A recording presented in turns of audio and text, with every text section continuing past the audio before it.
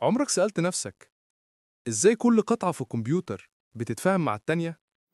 يعني البروسيسور إزاي بيكلم الرام، وكارت الشاشة إزاي بيعرف يعرض الصورة، والهارد درايف إزاي بيبعت البيانات.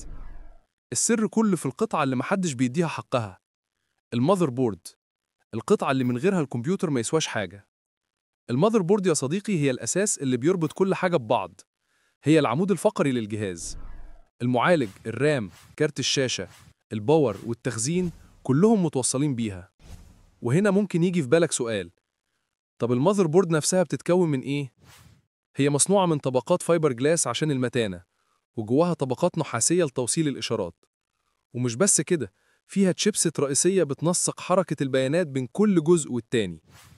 ولو ركزت فيها هتلاقي مش بس أماكن لتركيب القطع الكبيرة زي الرام أو كارت الشاشة، لكن كمان مليانة مكونات دقيقة زي الاي سيز، المكثفات والمقاومات. ودي كلها بتساعدها تنظم وتوزع الإشارات بشكل مظبوط. يعني ببساطة، المذر بورد هي مركز القيادة والتحكم جوه الجهاز كله. وخليني أقول لك حاجة مهمة، لما بنقول ماذر بورد مش معناها بس بتاعت الكمبيوتر. نفس الفكرة موجودة في الموبايل، بس بيكون شكلها أصغر شوية، وهي اللي بتتحكم في كل حاجة جوه التليفون، من الكاميرا للبطارية للبلوتوث لكل جزء في الجهاز. يعني أي جهاز ذكي فيه ماذر بورد مسؤولة عن تنظيم حياته بالكامل. فالمرة الجاية لما تبص جوه كاسة الكمبيوتر أو حتى في موبايلك، افتكر إن في ماذر بورد شايلة الدنيا على كتافها في صمت.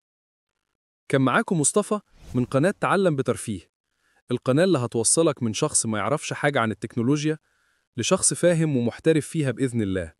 ولو الفيديو عجبك ما تنساش تعمل لايك وتشترك في القناة، وتابعنا على كل منصاتنا علشان توصلك كل الفيديوهات الجديدة أول بأول.